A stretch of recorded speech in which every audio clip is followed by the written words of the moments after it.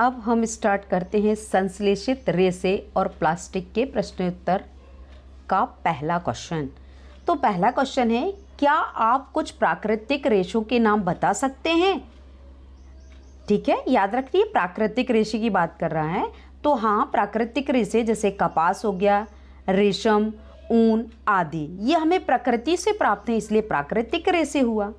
अब अगला है प्रश्न है, हमें सारणी को भरना है, यानी वस्तु का नाम, रेशे का प्रकार ये बताना है। तो प्राकृतिक, कृत्रिम सूती कपड़े, प्राकृतिक रेशे, ऊनी स्वेटर, ये प्राकृतिक रेशे जो हैं वो हैं। अब इसके बाद आ जाता है रेशे, नायलॉन की साड़ी, कृत्रिम रेशे साड़ी, सिल्क की साड़ी, जो ये प्राकृतिक रेशे हैं, बरसाती, ये सारे कृत्रिम रेशे कहलाते हैं। ठीक है, अगला है, आपने कुछ वस्तुओं को कृत्रिम चिन्हित क्यों किया? क्योंकि ये प्राकृतिक रेशे नहीं हैं, इन्हें मनुष्यों द्वारा बनाया गया है, ये कृत्रिम रूप से बनाए गए हैं, यानी जो प्रकृति में प्राप्त हो वो प्राकृतिक रेशे और जो कृत्रिम बनाए जाएं वो कृत्रिम रेशे। ये कृत्रिम रूप से बनाए गए हैं, अतः मानव द्वारा निर्मित होने के कारण इन वस्तुओं को कृत्रिम चिन्हित किया गया है। मेड इन इंडिया, यदि इंडिया में बनाए गए तो मेड इन इंडिया, मतलब उन्हें चिन्हित किया जाता है।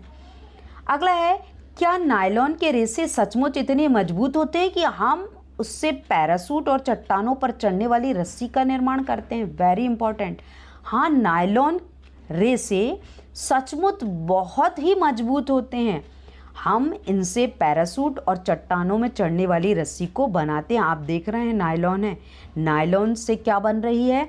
चट्टानों में चढ़ने वाली रस्सी, क्योंकि बहुत मजबूत होती है जो, और पैरासूट जो है वो भी याद रखना बहुत मजबूत होता है।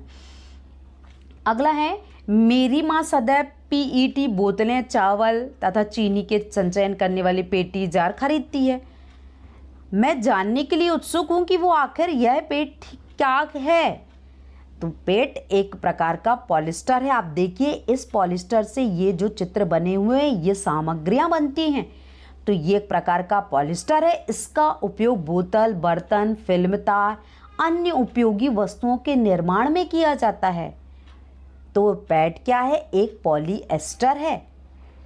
तो बहुत ही मजबूत, बहुत सॉफ्ट जो होता है, क्या होता है, इसे बार बार हम क्या करते हैं? रूपांतरित कर सकते हैं, इसलिए इसका उपयोग बॉटल, तार और उपयोगी वस्तु बनाने में किया जाता है। अब अगला क्वेश्चन है, चारों ओर दृष्टि घुमाइए कि पॉलिस्टर से और निर्मित वस्तु, यानी जो पॉलिस्टर अपन ने देखा वो पॉलिस्टर जो पीईटी था, अब ये कुछ पॉलिस्टर ऐसे हैं जिनसे कमीज, पैंट, साड़ी, धागे, छाते, चादर, इतनी सारी चीज़ें आप देख रहे हैं, पर्दे, ये सारी चीज़ें बनाई जा रही हैं, ये पॉलीएस्टर से बनाई जा रही हैं।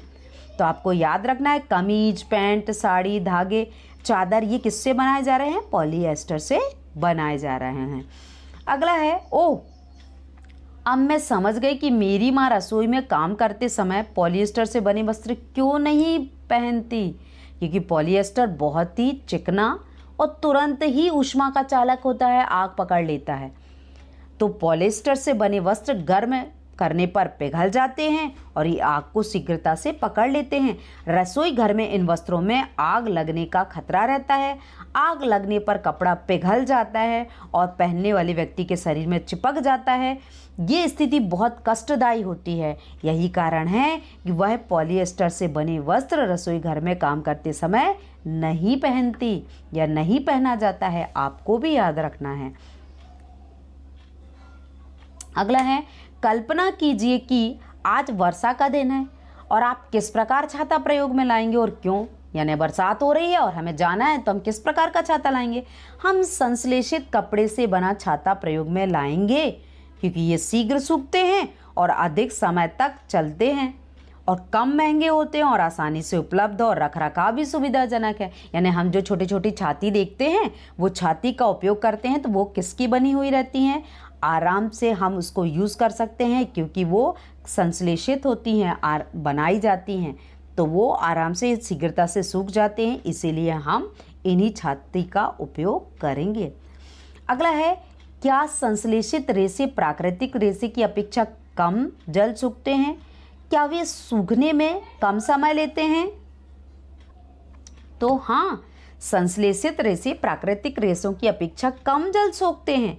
हाँ, वे सूखने में कम समय लेते हैं। तो ये सही बात है, प्राकृतिक रेशे जो होते हैं वो जो रेशे हैं कम जल सोखते हैं और सूखने में क्या है, कम समय लेते हैं। इसीलिए क्या करते हैं, इन रेशों का उपयोग बहुत ही अधिक मात्रा में किया जाता है। अगला है, क्या आपको आश्चर्य नहीं होता कि यह कैसे संभव है? तो नहीं, क्योंकि प्लास्टिक को आसानी से सांचों में, यानी जो प्लास्टिक की चीज़ें हैं, वो आपका क्वेश्चन ये है कि उसे बार बार उसे रूपांतरित किया जाता है। तो ऐसा क्या है, क्यों ऐसा संभव है? आश्चर्य होना चाहिए। तो आपको आश्चर्य होता है? नहीं, क्योंकि प्लास्टिक को आसानी से सांचों में ढाला जा सकता है, इनका पुनः चक्रण भी किया जा सकता है, इसे पुनः प्रयुक्त किया जा सकता है, इसे रंगा और पिघलाया भी जा सकता है। इसीलिए किसी भी प्लास्टिक को हम उसका पुनः चक्रण भी कर सक रहे हैं, इसे किसी भी रूप में ढालकर उपयोग में लाया जा सकता है। इसीलिए हमें आश्चर्य नहीं होना चाहिए कि प्लास्टिक का पुनः चक्रण किया जा सकता है। अगला है, क्या सभी प्लास्टिक वस्तुएं सफलतापूर्वक मोड़ी जा सकती हैं? तो कैसे हो सकता है ऐसा? हम जितनी भी प्लास्टिक वस्तुएं देखें नहीं मोड़ सकते हैं। तो नहीं, सभी प्लास्टिक वस्तुओं को मोड़ा नहीं जा सकता है, आप ये याद रखिए। तो आप ऐसी प्लास्टिक की जो बनी हुई चीज़ों को हमें बताना है कि कौन कौन सी वस्तुएं बनी हुई है। तो हम आजकल जो यूज़ कर रहे हैं, जो बाल्टियाँ हो गए, मग हो गए, पट्टा हो गया, जिसमें हम बैठकर उसको कपड़े धुलना और बाकी काम करते हैं, तो ये प्लास्टिक की ही बनी हुई रहती हैं। तो आजकल हम बहुत अधिक इसका इस्तेमाल कर रहे हैं। तो आप चित्र के माध्यम से समझ गए होंगे, प्लास्टिक की बनी जो मग और बाल्टियाँ होती हैं आपको याद रखना है। तो आजकल हम प्लास्टिक से बनी बाल्टियाँ और मग का ही उपयोग कर रहे हैं। अगला है, प्लास्टिक के पात्रों का उपयोग में लाने से क्या लाभ है? यानी प्लास्टिक की चीज़ें हम क्यों इतना उपयोग कर रहे हैं, कुछ तो लाभ होगा। तो प्लास्टिक से बने पात्र बहुत हल्के और प्रबल और चिरस्थायी होते हैं। चिरस्थायी का मतलब है बहुत अधिक समय तक हम उसको स्टोर कर सकते हैं, चिरस्थायी हुआ। ये विभिन्न आकारों और साइज़ों में ढाले जा सकते हैं और ये धातु के पात्रों की अपेक्षा कैसे होते हैं, सस्ते होते हैं। यानी बाजार से उन्हें 20, 50, 100 रुपये में खरीदा, पर जो धातुओं से बने, यानी स्टील की बाल्टी हो गई या लोहे की बाल्टी हो, इनको खरीदने के लिए 100 या 150, 200 रुपये लगेंगे। पर जो प्लास्टिक की वस्तुएं हैं, प्लास्टिक के सामान हम कम कीमत में भी आसानी से खरीद सकते हैं। ये धातु के पात्रों की अपेक्षा सस्ते होते हैं। तीसरा है, उद्योगों और घरेलू कार्यों में विभिन्न उद्देश्यों हेतु उपयोग में लाए जा सकते हैं। तो आपको ये याद रखना है। अगला है, विभिन्न प्रकार के प्लास्टिक पात्रों की सूची बनाइए और आप बताइए कि दैनिक जीवन में किस प्रकार उपयोगी हैं। तो जो प्लास्टिक के पात्र जैसे बाल्टी हो गया, मग, गंगा सागर पानी की टंकी, सामान ले जाने वाली थैलियाँ, पाए, बर्तन, डस्टबिन, मेज, कुर्सी, हम ये सारी चीज़ें जो अपने आसपास देख रहे हैं, ये प्लास्टिक के पात्रों से बनी हुई है। तो आपको याद रखना है, आप इसे सीक्वेंस में भी लिख सकते हैं। तो ये है प्लास्टिक से बनी चीज़ें। अगला है, प्लास्टिक का निस्तारण एक प्रधान समस्या है। क्यों प्रधान समस्या है, बहुत बड़ी समस्या क्यों है कि प्लास्टिक का अपघटन नहीं होता है और प्लास्टिक का अपघटन ना होने से ये एक बहुत बड़ी समस्या है। हम प्लास्टिक की चीज़ें बहुत यूज़ तो कर रहे हैं, सस्ती है इसलिए बहुत यूज़ कर रहे हैं, पर उसका निस्तारण करना बहुत ही कठिन है, बहुत ही समस्याप्रद है। तो याद रखिए, प्लास्टिक एक जैव अनिम्नीकरणीय पदार्थ है जो प्रकृति प्रक्रिया जीवाणु द्वारा विघटित नहीं होता है। इसलिए प्लास्टिक का निस्तारण करना एक बहुत बड़ी प्रधान समस्या है।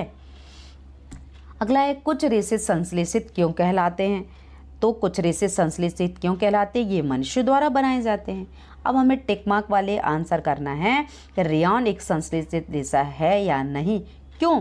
क्योंकि इससे कास्ट लुगदी प्राप्त किया जाता है।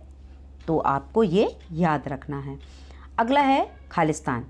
तो खालिस्तान भरना है। संश्लेषित रेशे कृत्रिम अथवा मानव निर्मित रेशे भी कहलाते हैं। संश्लेषित रेशे कच्चे माल से संश्लेषित किए जाते हैं, जो खालिस्तान कहलाता है।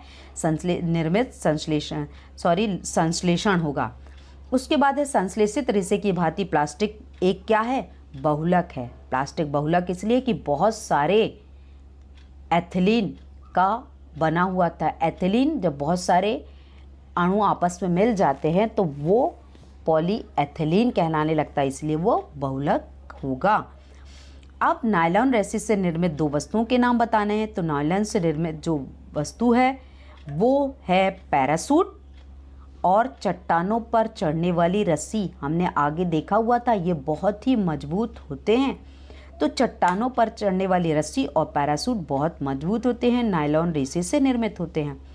अगला है खाद्य पदार्थों का संचयन करने हेतु प्लास्टिक पदार्थों का जो पात्रों का उपयोग किया जाता है वो नाम बताना है। तो प्लास्टिक पात्रों का उपयोग जो किया जाता है वे हल्के होते हैं, प्रबल होते हैं, चिर स्थायी होते हैं, इसीलिए तो इसका उपयोग किया जाता है।